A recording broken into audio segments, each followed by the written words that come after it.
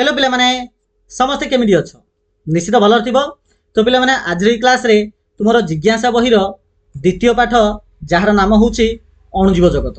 तो पिला माने आज री क्लास रे ए पूरा चैप्टर को पिला माने आमे अति सहज आ सरल भाव एमिति डिस्कस करिबा जेमिति पिला माने पूरा चैप्टरटा तमरो मुंड रे पूरा प्रिंट हे जिवो। ठीक अछि ना। तो चलो स्टार्ट करिबा। पिला माने पाठर ना होची अणुजीव जगत। देखो पिले तमे तम चतुर्पार्श्व को जे देखिबो तबे तमे देखियो पाइबो जे तुम आगे निश्चित गोटे मोबाइल थी कि लैपटॉप थी कि टीवी थी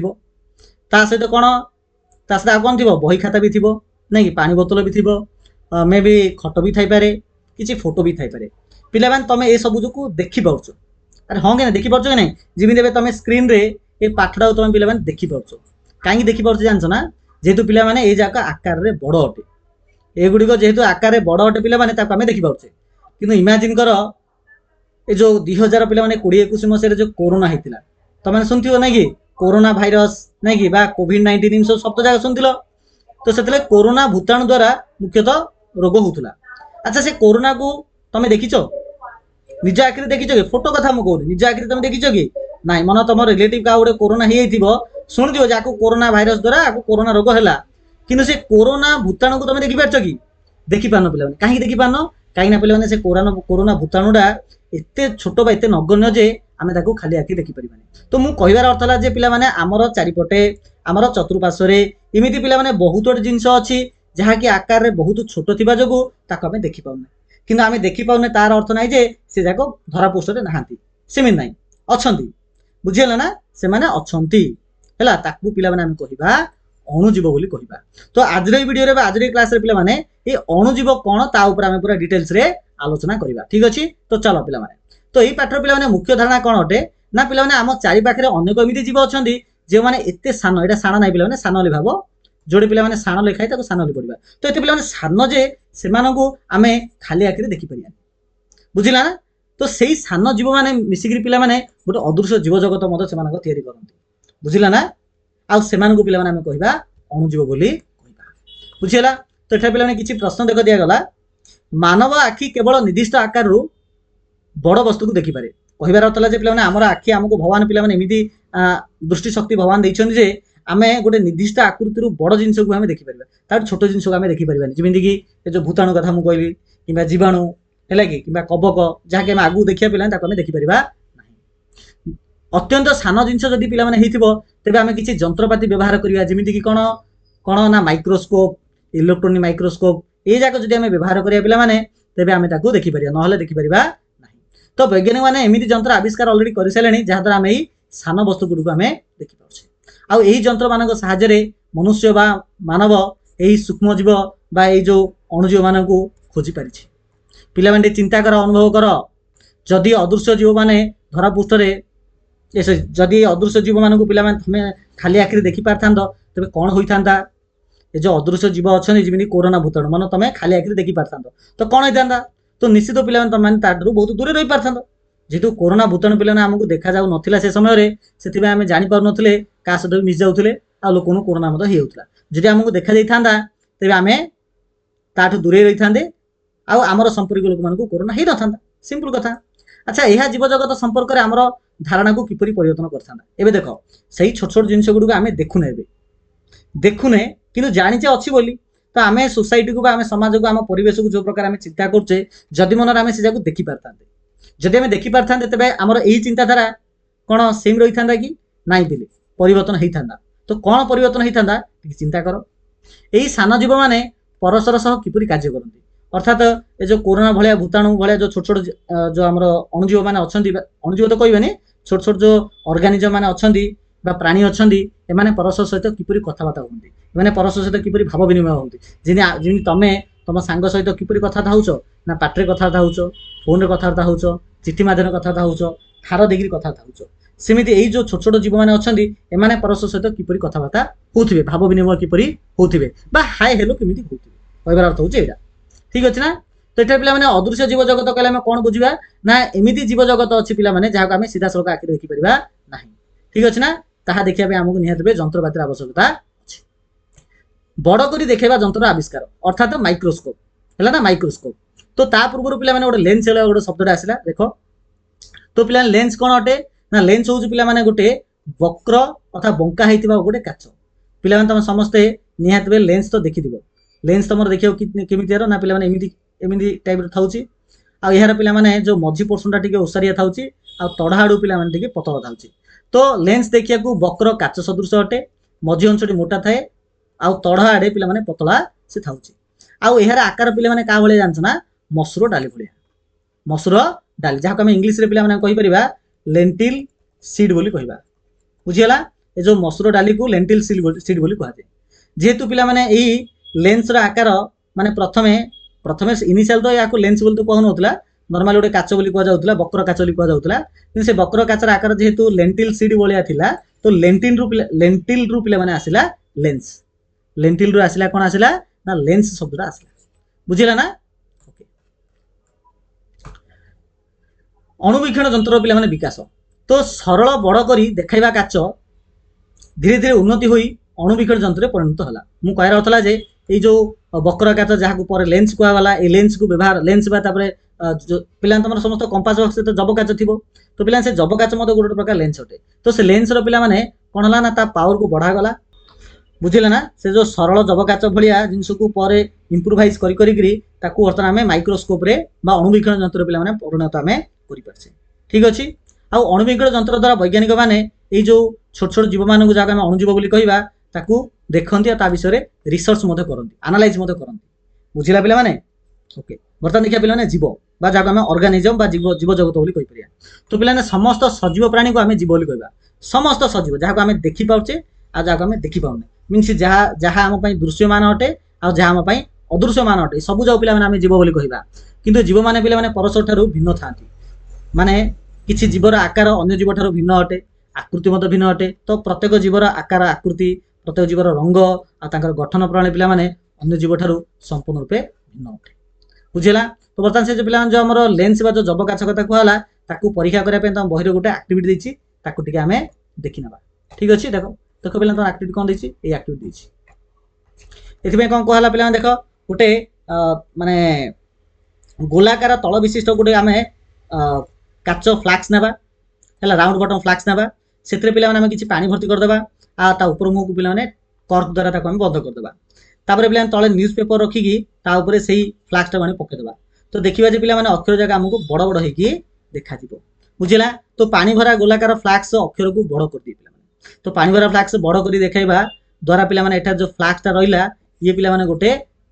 କ'ଣ ଗୋଟେ ଜବ କାଚ ବା ଲେନ୍ସ ଭଳିଆ କାମ କଲା। ତ ଏଥିରୁ ଆମେ ଜାଣିପାରିଲେ ଯେ ପିଲାମାନେ ନିଷ୍କର୍ଷ କ'ଣ ବାହାରିଲା ନା ବକ୍ର ଓ ପାରଦର୍ଶୀ ବସ୍ତୁ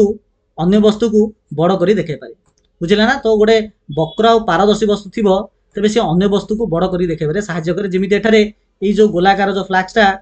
ଏଇ ଲେଟର ଯାହାକୁ ବଡ଼ କରି ଦେଖାଇବାରେ ସାହାଯ୍ୟ କରୁଥିଲା। ଠିକ୍ ଅଛି? ତ ଲେନ୍ସର ଅର୍ଥ କ'ଣ ପିଲାମାନେ ନା ବଡ଼ କରି ଦେଖାଇବା ପାଇଁ ଯେଉଁ ବକ୍ର ପାରଦର୍ଶୀ କାଚ ବ୍ୟବହାର ହୁଏ ପିଲାମାନେ ତାକୁ ଆମେ ଲେନ୍ସ ବୋଲି କହିପାରିବା। ଆଉ ସୂକ୍ଷ୍ମ ବସ୍ତୁକୁ ଦେଖିବା ପାଇଁ ଅଣୁବୀକ୍ଷଣ ଯନ୍ତ୍ରକୁ ମଧ୍ୟ ବ୍ୟବହାର କରାଯାଇଥାଏ। ଆଉ ଅଣୁବୀକ୍ଷଣ ଯନ୍ତ୍ରରେ ମଧ୍ୟ ମନେ ରଖିଥିବା ପିଲାମାନେ ଲେନ୍ସ ବ୍ୟବହୃତ ହୋଇଥାଏ। ଠିକ୍ ଅଛି? ତାପରେ ପିଲାମାନେ ଗୋଟେ ବୈଜ୍ଞାନିକଙ୍କ ନାଁ ଆସିଲା ଯାହାର ନାମ ହେଉଛି ରବର୍ଟ ହୁକ୍, ଯିଏକି ପିଲାମାନେ କୋଷର ଆବିଷ୍କାର କରିଥିଲେ। ତ ରବର୍ଟ ହୁକ୍ ପିଲାମାନେ 1665 ମସିହାରେ ଗୋଟେ ବହି ଲେଖିଥିଲେ। ସେ ବହିର ନାଁ ହେଉଛି ମାଇକ୍ରୋଗ୍ରାଫିଆ। ତ 1665 ମସିହାରେ ମାଇକ୍ରୋଗ୍ରାଫିଆ ନାମକ ଗୋଟେ ବହି ରବର୍ଟ ହୁକ୍ ଲେଖିଛନ୍ତି। ଆଉ ସେ ବହିରେ ପିଲାମାନେ ସେ କ'ଣ କରୁଥିଲେ ଜାଣିଛ ନା ଛୋଟ ଛୋଟ ଯେଉଁ ଜୀବ ଯାହାକୁ ସାଧାରଣତଃ ଲୋକମାନେ ଏତେ ମାର୍କ କରନ୍ତି ନାହିଁ ବା ଧ୍ୟାନ ଦିଅନ୍ତି ନାହିଁ, ସେ କ'ଣ କରୁଥିଲେ ନା ପିଲାମାନେ ସେଇ ବହିରେ ଏଇ ଯେଉଁ ଛୋଟ ଛୋଟ ଜୀବମାନଙ୍କୁ ନେଇକି ବହୁତ ଗୁଡ଼ିଏ ଚିତ୍ର ସେ ଆଙ୍କିଥିଲେ, ଯାହାକୁ ଅନ୍ୟମାନେ ଯେତେବେଳେ ଦେଖିଲେ ଗୋଟେ ଏଇ ଜାଗା ହେଉଛି ପିଲା ସେ ଚିତ୍ର ଆଉ ଏଇଟା ହେଉଛି ପିଲାମାନେ ସେ ବହି ଯାହାକୁ ରବର୍ଟ ହୁକ୍ ଲେଖିଥିଲେ ମାଇକ୍ରୋଗ୍ରାଫିଆ। ଛୋଟ ଛୋଟ ଜୀବମାନଙ୍କୁ ପୁରା ବଡ଼ କରିକି ଦେଖେଇଥିଲେ। ଆଉ ତାଙ୍କ ପାଖରେ ପିଲାମାନେ ଗୋଟେ ମାଇକ୍ରୋସ୍କୋପ୍ ଥିଲା ଯାହାକି ଯେକୌଣସି ବସ୍ତୁକୁ 200ରୁ ପିଲାମାନେ 300 ଗୁଣ ବଡ଼ କରିକି ଦେଖେଇ ପାରୁଥିଲା। ବୁଝିଲା? ତାପରେ ଦିନେ କ'ଣ କଲେ ଜାଣିଛ ନା ସେ 1665 ମସିହାରେ ହଠାତ୍ ଗୋଟେ କର୍କ ଆଣିଲେ। କର୍କ ପିଲାମାନେ କ'ଣ ନା ଗଛର ବକଳ ହେଲା କି ଯେଉଁ ନର୍ମାଲି ଗଛର ଯେଉଁ ବକଳ ଥାଉଛି ତାକୁ ଆଣିଲେ। ତାକୁ ଆଣିକି ତାଙ୍କର ଅଣୁବୀକ୍ଷଣ ଯନ୍ତ୍ରରେ ସେ ଦେଖିଲେ। ଯେତେବେଳେ ପିଲାମାନେ ଅଣୁବୀକ୍ଷଣ ଯନ୍ତ୍ରରେ ସେ ଦେଖିଲେ ତ କ'ଣ ଦେଖାଗଲା? ତ ପିଲାମାନେ ଏମିତି କିଛି ଦେଖାଗଲା। ଦେଖ ଏଇଟା ହେଉଛି ପିଲାମାନେ ରବର୍ଟ ହୁକ୍ଙ୍କର ଅଣୁବୀକ୍ଷଣ ଯନ୍ତ୍ର। ଆଉ ଯେଉଁଥିରେ ସେ କର୍କକୁ ଦେଖିଛନ୍ତି ତ କର୍କଟା ପିଲାମାନେ ଦେଖିବାକୁ ଏମିତିଆର କିଛି ଦେଖାଯାଇଛି। ତ ତାକୁ ଆମେ ଟିକେ ଜୁମ୍ କରିକି ଦେଖିବା। ଏ ପ୍ରକାର ପିଲାମାନେ ଦେଖାଯାଇଛି ତାଙ୍କର କର୍କର ଆକୃତି। ଯଦି ଆମେ ଡାଇଗ୍ରାମ ମାଧ୍ୟମରେ ଦେଖିବା ପାଇଁ ଚେଷ୍ଟା କରିବା ପିଲାମାନେ ତ ଏମିତି କିଛି ଆୟତାକୃତିର ସେଟା ଦେଖାଯାଇଛି। गोटे आयताकृतिर पिला से जाक देखा जाए को जाक पिला ये जाक ये सब आयताकृतिर पिला देखा जाए तो ये जो आयताकृति जो पिला देखागला ये जाक पिला से नामकरण कले गोटे गोटे कोष बोली जदिओ यहाँ आम कर्क रु पिला आसला आ कर्क हूँ गछर बकल थिला मीन्स यहाँ पिला डेड थिला मीन्स मृत्यु है मरी जाइथिला माने लिविंग बिंग बोली कहबानी मृत्यु कोष को नहीं से परीक्षा करथिले बोली हमें कहि परिबा ठीक अछि तो कर्क रे पिला अनेक छोट छोट खाली खंड थिला आउ रबड़ कौन कले से खाली अंश गुडी को पिला कोषर नामकरण करथिले ठीक अछि तो कोषर आविष्कार हला कोषर आविष्कार हला आ कोष को पिला जीवन मौलिक एकक रूप व्यवहार करा यहाँ पर पिला आउ एक वैज्ञानिक आसिले तांका नाम होची एंटोनी भान ल्यूवेनहॉक एंटोनी भान ल्यूवेनहॉक तो आके कौन कले पिला देख 1660 मसीह आके गोटे पावरफुल गोटे लेंस व्यवहार कले और लेंस व्यवहार करी गोटे अणुवीक्षण यंत्र तैयारी करथिले 1660 मसीह ठीक अछि ना आउ 1670 मसीह एई व्यक्ति जनक बोधे 1670 किंबा पर बोधे हिथिबो से तांकर द्वारा तैयारी कराइथा अणुवीक्षण यंत्र रे से प्रथम थर पई बैक्टेरिया आ रक्तकोष बैक्टेरिया आ रक्तकोष को व्यवहार करते माने से अणुवीक्षण यंत्र से देखिथिले बुझिला ना आ बैक्टेरिया रक्तकोष पिला माने एठारे गोटे गोटे जीवित थिला कोन थिला जीवित थिला रबड़ हु को मृत कोष को परीक्षा करथिले ना रबड़ हु को मृत जो कर्क नैथिले सेटा मृत कोष थिला मृत कोष को नहीं परीक्षा करथिले किंतु एंटोनी भान ल्यूवेनहॉक को जीवित कोष को नहीं परीक्षा करथिले सेथिमे पिला माने एंटोनी भान ल्यूवेन को अणुजीव विज्ञान जनक बोली कहा जाए अणुजीव विज्ञान जनक बोली आंकु कहा जाए पर पिला प्रश्न आसिला जे प्रकृति में कोष कहले कौन आम बुझा तो कोष हूँ पिला जीवन मौलिक गाठनिक बा गठनात्मक और कार्यात्मक एकक अटे तो जब परीक्षा पिला प्रश्न आसो कोष आम कहले कौन बुझा ना पिला कोष हूँ जीवन मौलिक गठनात्मक और कार्यात्मक एकक अटे एथि पिला गोटे परीक्षा देछि तुम बही रे दुईटा परीक्षा देछि गोटे पिला परीक्षा देला कौन ना पियाज को नहीं परीक्षा करछि आ गोटे पिला तुम पार्टी भितर जो लाल रोचे आम जो तुम पार्टी आँ कर पिला तो गालर भीतर साइड रे बहुत सारा लाल रोचे ताकू नहीं गोटे परीक्षा करछि कहबार अर्थ होची जे प्लांट सेल गोटे निगला आ गोटे एनिमल सेल भी निगला माने गछर कोष नि जाइछि गछर कोष हिसाब रे पियाज को निगला आ पशुर कोष हिसाब रे गाल भितर थिबा से लाल अंश को नि जाइछि तो दुई जाक आमे पिला माने देखिबा हला ना प्रथम पिला कोन कराला जानछ ना देखो पियाजर पिला माने छाल बाहर कराला पियाजर कोन बाहर कराला छाल बाहर करागला पिला माने पियाजर छाल बाहर करिया अर्थ होची गोटे पियाज निगला ताकू कोन कराला गड़ी करागला परे तार गोटे पीसटा निगला मन ए पीसटा निगला ए पीसटा निहाला परे पिला माने आर भीतर साइड गोटे लेयर बाहर करला गोटे पतला गोटे लेयर गोटे बाहर करागला से लेयर को पिला माने कहगला छाल बोली कहगला जाको ओनियन इंग्लिश रे ओनियन पील बोली हमें कहबा ताकू नियागला से पील को नेला परे पिला माने कोन कराला से ताकू नेला परे पिला माने देखो कोन कराला ना ताकू प्रथमे पानी रे धुआ हला पानी रे धुआ हला परे देखो गोटे पात्र नियागला से पात्र पिला माने एटा जो होची पिला माने सही छाल अटे सेथरे साफ्रानिन नाम गोटे गोटे केमिकल रे पिला माने ताबरे पकागला साफ्रानिन पकागला जिमिति पिला साफ्रानिन पकागला तार रंग टिके पिंकिश कलर हे गला माने टिके पिंक कलर हे गला अर्थात टिके रेड आ गोलापी रंगर ताहा हे गला बुझियला ताबरे पिला माने ता कोन कराला ताकू नै आउ थे पानी रे धुआ हला जिमिति कि बळका बा एक्सेस जो कलरटा रही है ताकू पळैथिबो ताबरे पिला ता गोटे काच स्लाइड रे निया गला काच स्लाइड नेला परे पिला माने प्रथमे साफ्रानिन पका हितला ताबरे पिला माने पका हला ग्लिसरीन पका हला ग्लिसरीन पिला माने कमे पका हला ग्लिसरीन पिला माने एथिबे पका हला जिमिति कि से जो पियाज जो पीसटा थिला पिला माने ताहा जेमिति सुखिला अवस्था रे न रहइबो माने सते जेहि रहइबो सुखिबोनि सी ओदा हेकि रहइबो सेथिबे पिला माने ग्लिसरीन पका हला एडे पिला ना आउट प्रश्न होई परियो जे साफ्रानिन आमे कम पाइ नेले पिला साफ्रानिन एथि पाइ नेले जे जो पियाजर जो पीसटा थिला बा पियाजर जो छाल थिला पिला माने ताहा ट्रांसपेरेंट अटे मीन्स माने ता देखिरे आलोक पिला ने गळिगिरी पळेबो ताको आमे जब गाचरे देखिले बा अणुवीक्षण जंत्र देखिले मते हमकु क्लियरली देखा जिवो नाही सेथिबे साफ्रानिन नेले कोन बसे टिके रंगीन हि जिवो आ देखिबारे सुविधा हबो आ ग्लिसरीन एथिबे पकेले जहा द्वारा एटा टिके ओदा ओदा रहइबो सुखिबो नाही बुझियला तापरे पिला माने कोन कराला ना तापरे सेही काच स्लाइड ऊपरे गोटे कवर स्लिप पका हला जोटा कि देखि पाउथो एटा गोटे कवर स्लिप पका हला कवर देखो एटा कवर स्लिप पका हला तापरे पिला माने पेपर नै गिरा चारिपट जहा बळका ग्लिसरीन थिबो ताकू सफा करि दिया गला ठीक अछि तापरे पिला माने अणुवीक्षण यंत्र आनिकरी हमें देखिले तो कोन देखिले ना पिला माने सेठा जो कोष गुडी को थिला से कोष गुडी को देखिया केमिति ए टाइप रो किछि थिला देखो पिले ए टिके पिंक कलर भाया देखा ना कि जेहेतु से साफ्रानिन आम पकई तेणु ये जगह पिंकिश भाया देखा तो यहाँ पे ये जगह है गोटे गोटे सेल अटे गोटे गोटे कोष अटे ये सब जगह गोटे पे कोष अटे आ मझे तुम देखुच कलाटा आपको पे कहवा नेस्टी बोली कहवा ठीक अच्छे ना तो कोष गुड़िक मुख्यतः पे आयताकृति अटे जहाँकि तुम यहाँ देखिपुव आ कोष गुड़िक घन भाव लगा था माने कोष गुड़िक पूरा लगी लगिकी अच्छी आउ एठारे पे बहुत सारा कोष अच्छी गोटे जोड़े ना बहुत सारा कोष पे अच्छी ठीक अच्छे आ ये कोषर पे मुख्य है कौन जानते ना कोष प्राचीर अच्छी कोष झिली अच्छी कोष जीवक अच्छी आ नेस्टी अच्छी तो एठारे पे मझे है ये जो मझी डर जगह है नेस्टी आईटा तो निजे गोटे कोष अटे आ कोषर मन रखी पे बाहर पटे दुटा लेयार अच्छी प्रथम लेयार को पे कह कोष झिली आ परबड़ लेयार कह कोष प्राचीर बा कोष भित्ति कोष प्राचीर को कोष भित्ति कहुए आ मझे अच्छी नेस्टी ठीक अच्छे आउ ये जो पार्टा पे कह जो बड़का पार्टा रहा आगो कोष जीवक बोली कहुए तो अवश्य आम आगू ये विषय देखा आ पे देखा कौ प्रकार थी जानते ना इटा भाया देख कांथरे इटा देखा जमीतियार कांथरे कौन कराऊँ ना इटा गुड़िक इन स्तर स्तर कर रखाई था तो यहाँ आम उद्भिद से कोषटा पे देखा कि सेमितियार थिला ठीक अच्छे ओके ये देखिए आम मनुष्यर पार्टी भितर थी कोष विषय में देखा आप पे आउट आक्टिविटी आर कराई जहाँकि तुम एठार देखिपुव आप पे कौन कराला प्रथम गाल भितर थिबा लाला अंश को प्रथम बाहर कराला पे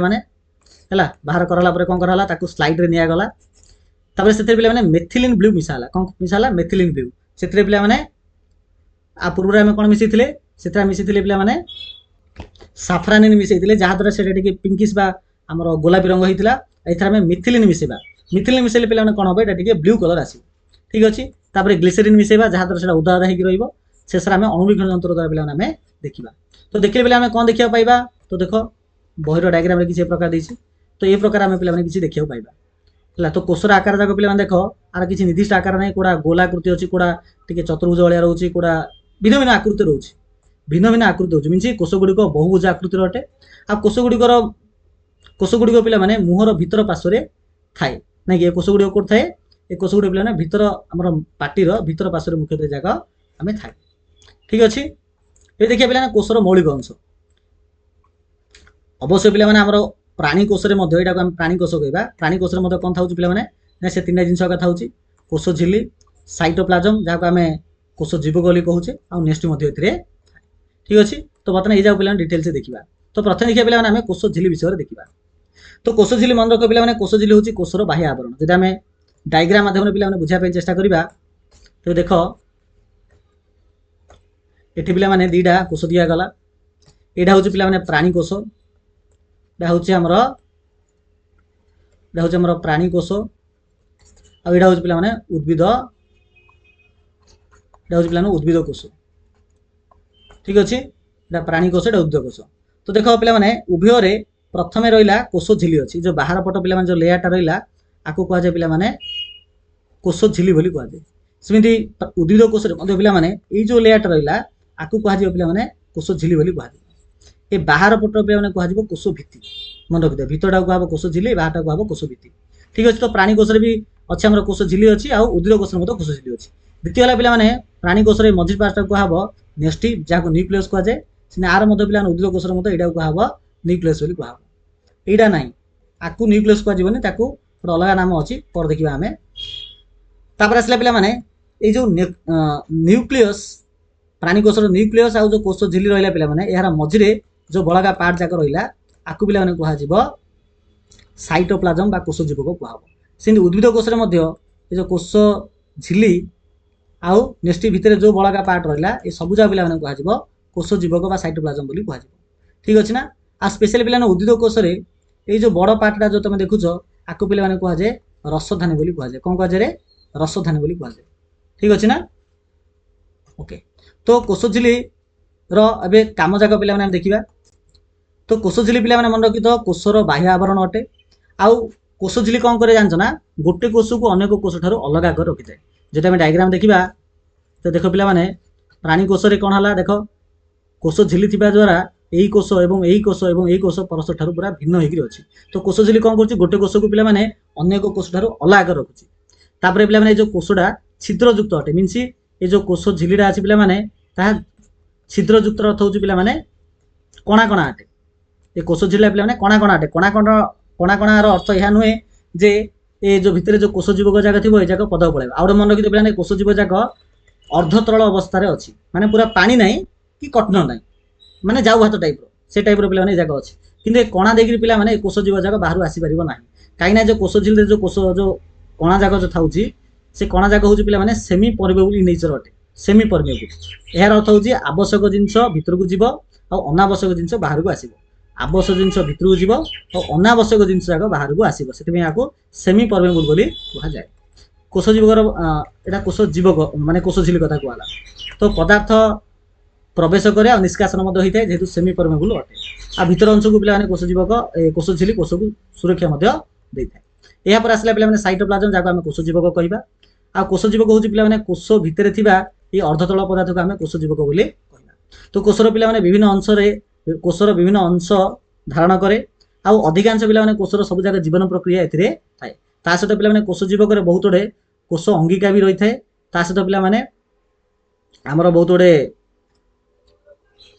पे जौगिक पदार्थ पे बहुत गुड़े पोषक पदार्थ पे कोष जीवक थाए कौन कौन थाए ना से पे था आमर श्वेत सार पुष्टि सार जीवसार लुण ये जाक पे कोष जीवक भितर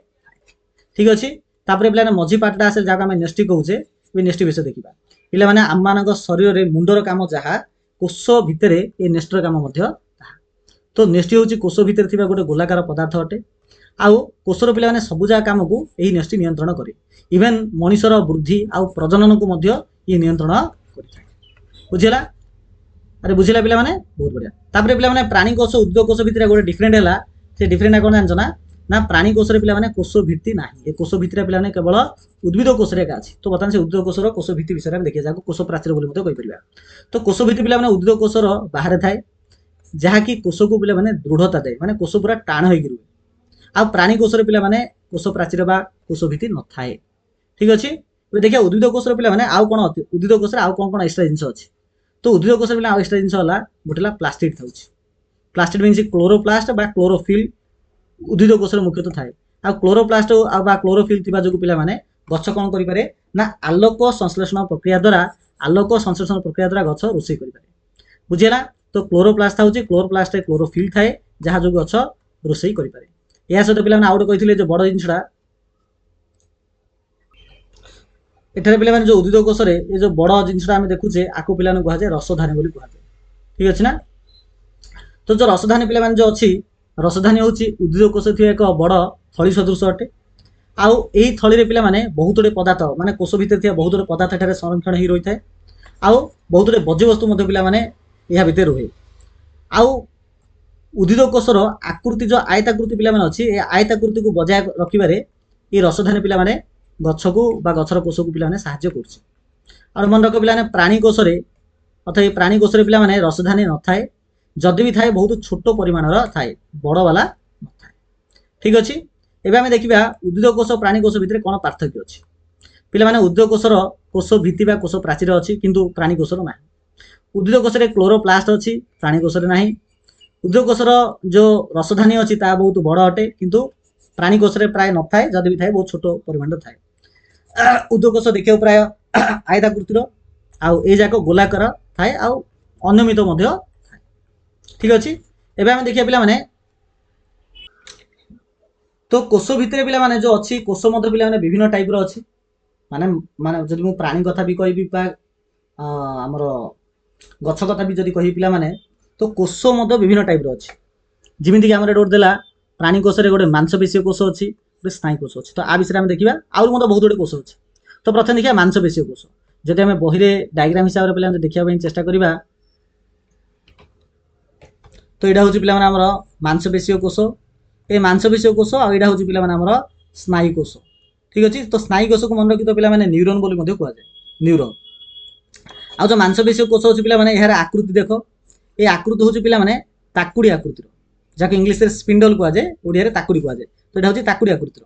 कि जो आमर स्नायु कोष अच्छी पे देखिए किमितियार ताहा देखिए पे लंबा अटे आ प्रशाखायुक्त अटे लंबा अटे आ प्रशाखायुक्त तो मांसपेशीय कोष पे ताकुड़ी सदृश अटे आउ पे यहाँ जो ताकुड़ी आकृति जेहेतु अच्छी से मांसपेशी कोष को पे गति कर साहाଯ୍य करे माने गोटे जगार अनेक जगह को जीवार पे ये आर जो ताकुड़ी भाया जो अच्छी यह साहाଯ୍य करे। ठीक अच्छे चलो देखिए स्नायुकोश तो स्नायुकोश देखिए लंबा और शाखायुक्त ब्रांचेस भाया अटे आउ स्नायुकोश मन रखी पे काम कौन हम ये संदेश बहन कर माने सूचना बहन कर देख तुम बसी मन पादर मनकर गोटे पिंपुटे चोबेला तो तुम ब्रेन बा तुम मुंड बा तो जापार जे तुमको पिंपुटी चोबेला बोली तो कि जापार ना आम पाखक इनफर्मेशन पहुँची पार्चे क्या जो ना स्नायुकोश जो। ठीक अच्छे तो एथुर पे बुझा पड़ो जे कोषर आकृति पे तार कार्य सहित संपर्कित मीनस कोषर आकार से ताकुड़ी भाया हम कि शाखायुक्त हम यहाँ निर्भर कर कोषर काम उपर तो जो कोष पे जमीतिया काम कर तार आकृति पे सेमितिया हम मुझे कही रखुच्छी कोषर आकार तार काम उपर निर्भर करे तो कोषर काम जो प्रकार हम तार आकार पे से प्रकार हम आकार से प्रकार रहा द्वारा पे कोष को साहाय्य मिलता है। एवं देखिए गालर थी कोष कथा देखा तो गालर कोष पे मुख्यतः पतला और समतल थाए पतला समतल पे जो कौन हो गालर भीतर सरफेसटा एकदम चिकण रोचे जहाँद्वारा से पे लाल प्रस्तुत हो पाँच आ खाद्य खाଇବା द्वारा ताहा प्रॉपर्ली डाइजेस्ट हो जाए हजम हो पाँच तो पतला समतल थी द्वारा गाल को से सुरक्षा प्रदान करें कही रखिली परा जे कोषर आकार तार काम उपर निर्भर करे तो काम जो प्रकार तार आकार से प्रकार हम जी आम स्नायुकोश देखा ताहा लंबा शाखायुक्त थाउची आ जे कि शीघ्र इनफर्मेशन बा सूचना से पठाई थाए। देखिए उद्भिद कोष पे भिन्न भिन्न आकृति हो पार माने किसी उद्भिद कोष अच्छी जहाँकि आयताकृतिर अच्छा किसी पे नली आकृतिर अच्छा आउ कि डिम्बा आकृतिर अच्छा आउ कि पे लंबा आकृतिर अच्छा ना नली आकृति डिम्बाकृति भिन्न भिन्न आकृतिर पे अच्छा जी मुझे नली आकृति कथा कहि तो पे गोटे उद्भिद गोटे गोटे आम टिश्यू अच्छी जी कि कौन करे ना पानी परिवहन करे सी है पे जाइलेम तो जाइलेम टिश्यू अच्छी जी कि नली आकृतिर अटे जी कि से पे जाइलेम कोष भी अच्छी जहाँकि पानी बहन करते माने गछर चेरु आरंभ करके पत्र पर्यंत पानी पहुँचाई। ठीक अच्छे एवं देखिए आम जो पाचक तंत्र पे अच्छी पाचक तंत्र अर्थ हूँ खाइबाठू आरंभ करके झाड़ा बसिया पर्यंत तुम गत वर्ष विज्ञान बही पे पढ़ी तुम पाचक तंत्र जहाँ आम डाइजेस्टिव सिस्टम बोली कहवा तो खाद्य खाइबाठू आरंभ करके झाड़ा गला पर्यंत पूरा जो सिस्टम माने जो थे आम कौन जीव पार्टी जीव पार्टी पर पे आमर खाद्य नली जीव पाकस्थली जीव क्षुद्रांत बृहतंत्र से जकृत भी आसो पानक्रियाज भी आसो मल द्वारा आसो ये सबू जाक पे कहुए पाचक तंत्र पाचन तंत्र बोली कहुए तो पाचक तंत्र पे खाद्य नली बोली गोटे पार्ट अच्छी गोटे अर्गान अच्छी है कि से खाद्य नली पे कि कोष अच्छी ना पेशी कोष अच्छी जहाँ मांसपेशी कहवा मांसपेशी कोष अच्छी मांसपेशी कोष जोटा कि आम फोटो मध्यम देखी यहाँ हूँ मांसपेशी कोष तो ये मांसपेशी कोष पे खाद्य नली आम जो जहाँ आम ओसोफोगस कहवा इंग्लीश फूड पाइप कहवा से तो मांसपेशी कोष काम कौन जानते ना सी कौन हम कंट्राक्शन और रिलैक्शन हम माने आकार तार कौन हम आकार तार बड़ हम छोट मन यहाँ मांसपेशी कोष बेले तो ये कौन हम जानते ना आकार को बड़ कर दो और छोट कर दो बड़ कर छोट कर तो कंट्राक्शन हम रिलैक्शन हम यह द्वारा कौन हम ना जो आम खाद्य नली अच्छे गोटे तरंगायित सृष्टि हम खाद्य जहाँ पे धीरे धीरे धीरे धीरे मोर पाकस्थली भितर को जीव। ठीक अच्छे ये पाकस्थली पाकस्थली पे गला पाकस्थली भितर भिन्न भिन्न प्रकार कोष अच्छे जो मैंने भिन्न भिन्न काम करते तो पाकस्थली स्टोमाक भिन्न भिन्न प्रकार कोष अच्छे जो मैंने कि भिन्न भिन्न प्रकार काम करते भितर गोटे है मांसपेशी कोष जो मांसपेशी कोष आम खाद्य नल देखी से मांसपेशी कोष पाकस्थली भितर भी अच्छी सी मत कौन हम पाकस्थली भितर मांसपेशी जो कोष अच्छी पे सी कौन हम संकोचन प्रसारण कंट्राक्शन रिलैक्सेशन हम यह द्वारा कौन हम ना पाकस्थली भितर जो खाद्य जाक पहुँची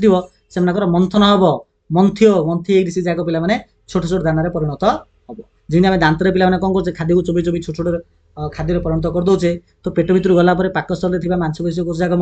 से मंथन करके खाद्य को आउरी छोट कर दिखती सहित पे पाकस्थली भितर आउरी भी बहुत सारा कोष भी अच्छे जो मैंने कि पाचक रस तैयारी करती आउ किसी कोष अम्ल तैयारी करती से अम्ल हूँ पे हाइड्रोक्लोरिक एसिड HCl तैयारी करथांती जहाँ आम हाइड्रोक्लोरिक अम्ल बोली कहवा ताकू गोटे किसी आम कोष अच्छे जो तैयारी करती। ठीक अच्छे नेक्स्ट टॉपिक आसला पिला माने संगठनर स्तर मीन्स आमर जो स्वास्थ्य आमर जो शरीर अच्छी है कि जेकोसी माने से गछ हो कि से जीव हो है सामूहिक तो आम प्राणी जगत तो कहवा जीव जगत कहवा तो से स्तर स्तर अनुसार कौन से देख पे आम आगु पढ़ीचे जे जीवर गाठनिक एक हूँ पे कोष तो कहबार अर्थ है बहुत सारा कोष जो मिशंती पे टीस्यू तैयारी कोष मिसिले टीस्यू तैयारी हम आ बहुत सारा टिश्यू पिला जब मिसिब अंग तैयारी हम बहुत सारा अंग मिसिले पिला अंग तंत्र तैयारी हम तापर अंग तंत्र पिला जीव तैयारी हम तो बहुत सारा कोष जो मैंने कि गोटे प्रकार काम करते गोटे प्रकार काम करुवा बहुत सारा कोष मिसिले टिश्यू हम बहुत सारा टिश्यू जो मिशंती अंग हम अंग मिसिले अंग तंत्र हम जीव हम बुझेगा ना बुझेगा कि नहीं बहुत बढ़िया तो बर्तमान देखिए आम टिश्यू विषय टी आलोचना करवा तो टिश्यू आम क्या कहना सामान कार्य करुवा आ सामान प्रकार थिबा कोष मानकर गोष्ठी को पिला टिश्यू बोली आम कहवा ठीक अच्छे से एकाधिक टिश्यू पिला जो मिशंती से अंग तैयारी करती ठीक अच्छे आउ एकाधिक अंग मिसिले अंग तंत्र तैयारी हुए आ बहुत सारा अंग तंत्र मिसिले पिला संपूर्ण जीव सृष्टि होता है ठीक अच्छे ओके चलो एवं देखा बहुकोशी जीव कथा देखा देख पे कोषर माने कोषर संख्या को आधार करी कोष को पिला दी भाग कराई गोटे हूँ बहुकोशी जीव गोटे हूँ बहुकोशी जीव आउ गोटे हूँ पे एककोशी जीव अवश्य तुम बही रे बोधे एककोशी जीव विषय किसी मेंशन करनी कि बहुकोशी विषय में बहुत सारा जिनस कि मन रख जदि गोटे एका कोष रहा एककोशी जीव कहब एक रु अधिक संख्यक कोष रहा बहुकोशी बोली कहवा तो बहुकोशी मुख्यतः पे बहुत सारा कोष थाए आउ बहुत सारा कोष हेले पे सी कौड़ आरंभ होता है गोटे एका डिंब कोष आरंभ होता है देख तुम हो कि मुझे कि जी भी होना कहीं समस्त पे माँ पेट्रु ही आसती तो माँ पेट्रे पे गोटे एका कोष था से कोषटा पे बड़ होम सृष्टि होचे तो जिते बहुकोशी हेले गोटे डिंब कोष ही से से मनुष्य हो पशु हो कि गछ हो जी होना कहीं गोटे कोष ही से प्रथम आरंभ होता है ठीक अच्छे पे सब बड़ कोषर गोटे एग्जांपल आसला तो देख पे तुम गोटे पक्षी देखा पाच जहाँ आम ओट पक्षी बोली कहवा तो ओट पक्षीर यहाँ हूँ पे तार अंडा अंडार भितर पटे पे यहाँ जो अच्छी यहाँ को हलदिया अंश बोली कहुए जहाँ इंग्लीश रे यक बोली कहुए है कि आउ यार बाहर पटे गोटे धଳାर गोटे लेयार थाए आउ पूरा बाहर पे गोटे खोल थाए ठीक अच्छे ना तो ओट पक्षीर जो पे जो धଳା अंशटा जो हलदिया अंशटा अच्छी यहाँ पे गोटे कोष या तो पृथ्वी पे एक कोशी बड़ जो देखा बेले तेज ओट पक्षीर पे ऑस्ट्रिच कहूँ तो ओट पक्षीर अंडार जो हलदिया अंशटा ही सब पृथ्वी में बड़ अटे जी कि एक कोशी अटे आउ यार पे आकार के जान ना आकार पे आसो 130 मिलीमीटर रु 170 मिलीमीटर मैंने कहर अर्थ हूँ यहाँ इमिटी पोर्सन पे आसे तुम 130 मिलीमीटर 130 मिलीमीटर अर्थ हूँ मन रखिए पे 13 सेमी आउ ये पोर्सन पे आसे तुम 17 सेमी बा 170 मिलीमीटर तो 13 सेमी रु 17 सेमी था आकारटा आउ ये अंडा खोल भितर ये जो धଳା अंशटा था पे ये कौन कर ये पे जो हलदिया अंश को खाइबा को दौर आ बाहर पटे पे जो अंडा खोलटा था सी एम प्रोटेक्शन दे था ठीक अच्छे ओके एवं आम देखा अणुजीव उपर आलोचना करवा तो एमती पे सान जीव जो मैंने खाली आखिर देखा जाती ना आम अणुजीव बोली कहवा आणुजीव पे एककोशी अणुजीव अच्छा आ बहुकोशी अणुजीव भी अच्छा माने जो अणुजीवर कोष संख्या 1 अटे आम अणुजीव कहवा एककोशी अणुजीव कहवा आ जो अणुजीवर पे कोष संख्या 1 रु अधिक आम बहुकोशी अणुजीव बोली कहवा ठीक अच्छे ना तो प्रथम एककोशी जीव कथा एककोशी अणुजीव कथा देखा तो ये गोटे कोष गढ़ा जिनकी बैक्टेरिया एमिबा है एमिबा बैक्टेरिया ये हूँ तार गोटे उदाहरण जदि मुझे बहुकोशी जीव कथा कहबी तेरे बहुत गोटे अणुजीव अच्छा जो मैंने कि बहुत सारा कोषर तैयारी जमीक कि कबक कि फंगस बा कबक अच्छा कि शैवाल अच्छा एम एक कैटेगोरी आसवे आप पे बही दीटा तुम परीक्षा देती गोटे हूँ पोखरी पानी आ गए हूँ माटी पानी पोखरी पानी आ गए माटी पानी एमती दीटा आक्टिविटी पे बही तुम देती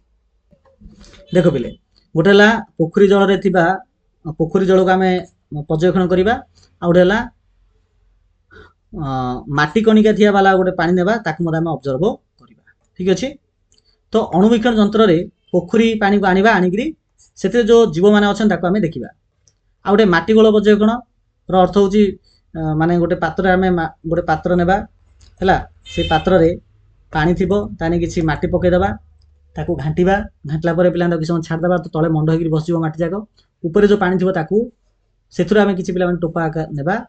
परीक्षा करने आमर अणुवीक्षण जंत्र तो दुईटा पे आम भल भाव देखा तो देख भिजा माटी को पानी सह मिसाइबा कणिया मान तलू बसवा देवा ऊपर स्तर कणिका गुड़ आम नेबा परीक्षा करने तो पोखरी भितर जो पानी थिला ताकू जो आम नहीं पे से कौन कौन देखा जान ना से पे देखा पाइबा देख यही सब जिन पे देखा पाइबा तो पोखरी भितर पानी आम देखा କିଛି ଏମିବା ଦେଖିବା, ଯାହାକି ଦେଖିବାକୁ କିଛି ଏ ପ୍ରକାର। ଆଉ ମନେ ରଖିଥିବା ପିଲାମାନେ ଏମିବା ହେଉଛି ଗୋଟେ ଆଦି ପ୍ରାଣୀ କ୍ୟାଟାଗୋରୀର, ଆଉ ସିଏ ଗୋଟେ ଏକକୋଷୀ ପ୍ରାଣୀ ଅଟେ, ମିନ୍ସ ତାର କୋଷ ସଂଖ୍ୟା 1 ଅଟେ। ଆଉ ଏହା ଗତିଶୀଳ ଅଟେ, ମିନ୍ସ ଗୋଟେ ଜାଗାରୁ ଅନ୍ୟ ଜାଗାକୁ ଯାଏ। ଆଉ ପିଲାମାନେ ଏହାର ଆକାର ଯୋଉ ଗୋଟେ ନିର୍ଦ୍ଦିଷ୍ଟ ନାହିଁ, ଏହାର ଆକାର ପିଲାମାନେ ନିର୍ଦ୍ଦିଷ୍ଟ ଆକାର ନାହିଁ। ଆଉ ଏହାର ଯୋଉ ପିଲାମାନେ ଦେଖୁଛ ଏ ଯୋଉ ଏ ଜାଗାକୁ ତାର ପିଲାମାନେ ଶିଡ଼ ପଡ଼ିଆ ପାଦ ଅଟେ, ମାନେ ନିର୍ଦ୍ଦିଷ୍ଟ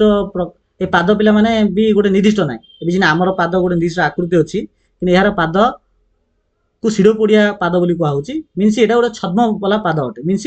ଏବେ ତମେ ଦେଖୁଛ ଏଇ ପୋଷଣ ପିଲାମାନେ ଏମିତି ପାଦଟା ହେଇକି ଅଛି, ହୁଏତ କିଛି ସମୟ ପରେ ଏଇଟା ଗାୟବ ହେଇଯିବ। ବୁଝିଲା ନା? ଏମିତି ସେ ତାର ଆକାର ପରିବର୍ତ୍ତନ କରିପାରେ।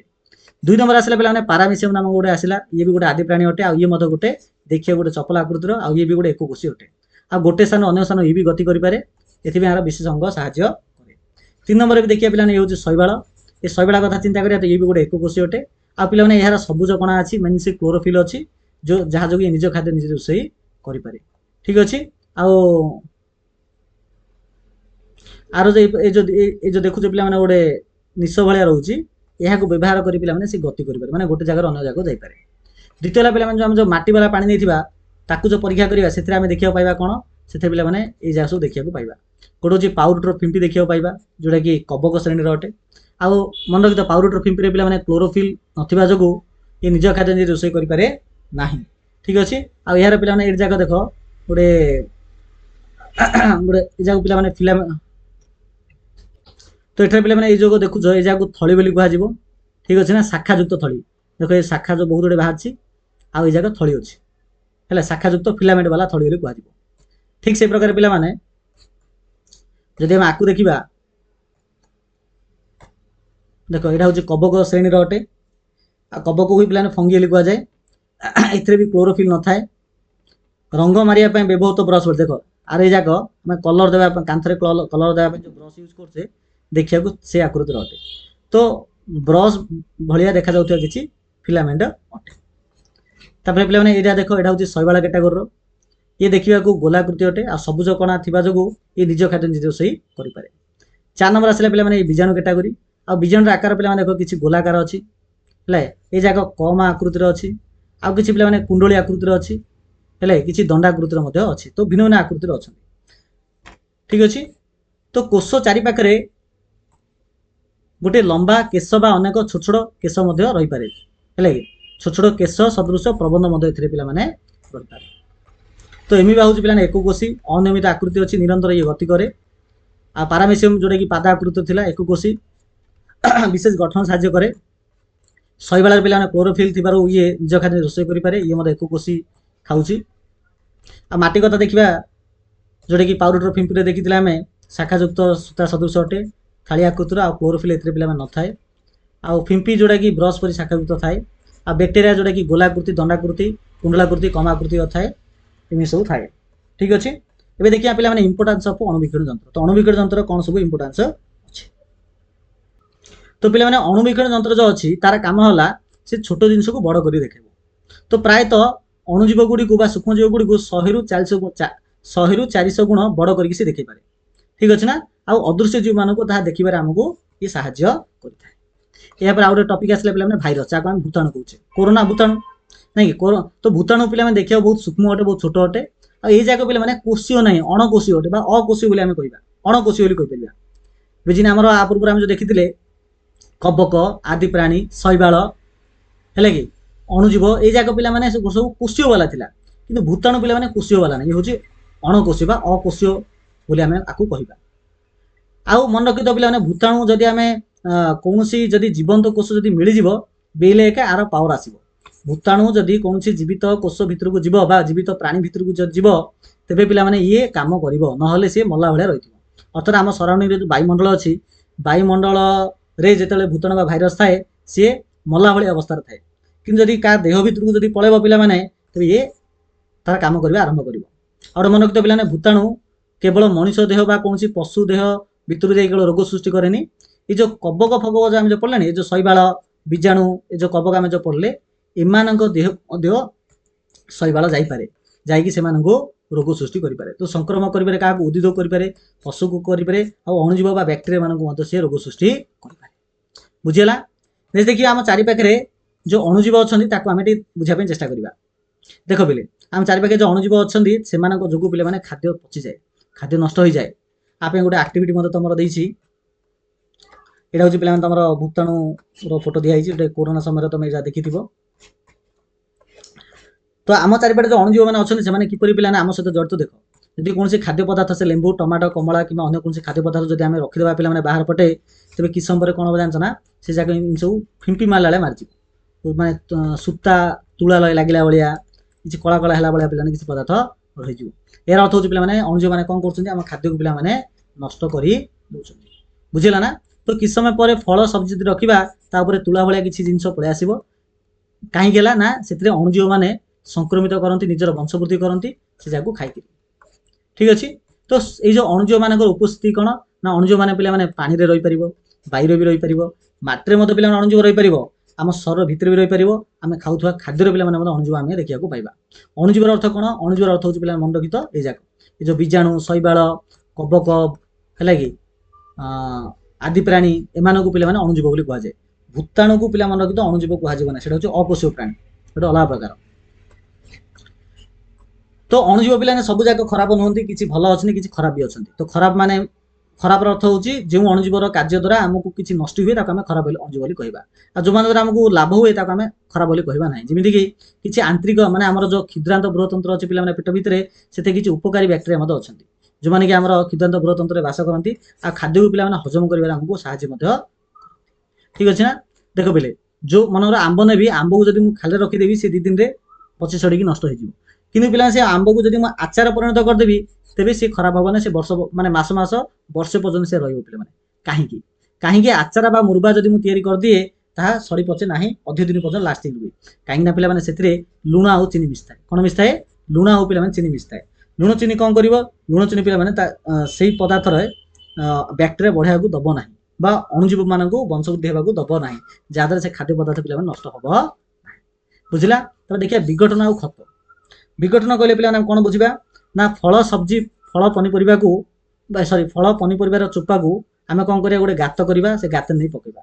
किसी दिन गला कौन देखिए से जो पनीपरिया चोपा जगह सेमती न से जगह पची सड़ी पूरा खत हो आम खत बोली कहवा। तो बही मत पे गोटे आक्टिविटी देती यह रिलेटेड देख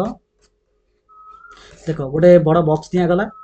है बड़ बक्स दिगला से भितर माटी पकागला तापर पनीपरिया चोपा सब भितर पकागला तापर आउे फर्दर माटी पकागला 4-5 सप्ताह पर आसिक देखला से पनीपरिया चोपा पे न सब कला कला हो ताकू पे कहुए खत बोली कहुए अर्थात से कौन है ना से जगह विघटन है भाव। तो अणुजीव मान द्वारा मृत आउ बज्य पदार्थ को सरलीकृत करी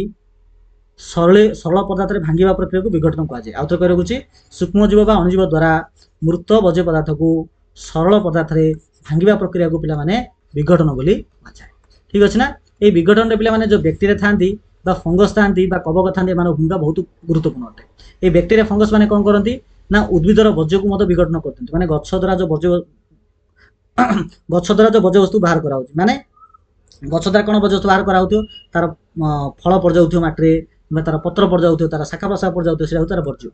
को विघटन करके मटिरे मिसई दिखती। आउ ये बैक्टेरिया आउ फंगस बा कबक द्वारा आम जो पोषक तत्व पे अच्छी पुनःचक्रण हो रही था मटिर उर्वरता बढ़ुची आउ एमाने पे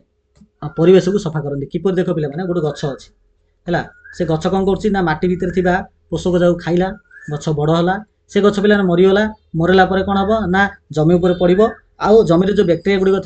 था कबक था से गछ को पे पूरा पचे सड़क मटिरे मिसई दिखती अर्थात से गछ देहर जो पोषक थी से जाक मटिरे मिसीगला आ मटर पे उर्वरता वृद्धि पाइला यह द्वारा कौन है प्रथम है मटर पोषक वृद्धि पाइला आउ गछ जमी मरी पड़ी था पे हूँ तो गंधि था कि मटिरे मिसवा द्वारा कौन है ना परिवेश सफा रहा। तो बैक्टेरिया माने परिवेश को सफा सुतरा रखिबार हमको साहाय्य। ठीक अच्छे। खत खत माने जब मटिरे आम जो बज्य वस्तु पकेबा किसी दिन गला से जगह मटिरे मिसीज जहाँ आम खत बोली कहवा। तो मटिरे पोषक तत्व परिमाण वृद्धि पाइब माटीर उर्वरता पे वृद्धि पाइब। ठीक अच्छे। पोषक तत्व पुनःचक्रण जो कि कैसा अलरेडी ये अणुजीव मैंने मृत पदार्थ को भांगती मटिरे छाड़ती आउ मटे छाला से मटे जो गछ सृष्टि हम सी पुनर्बार खाई बड़ हम सी मरेला आउ थे मटिरे मिसाई। ठीक अच्छे।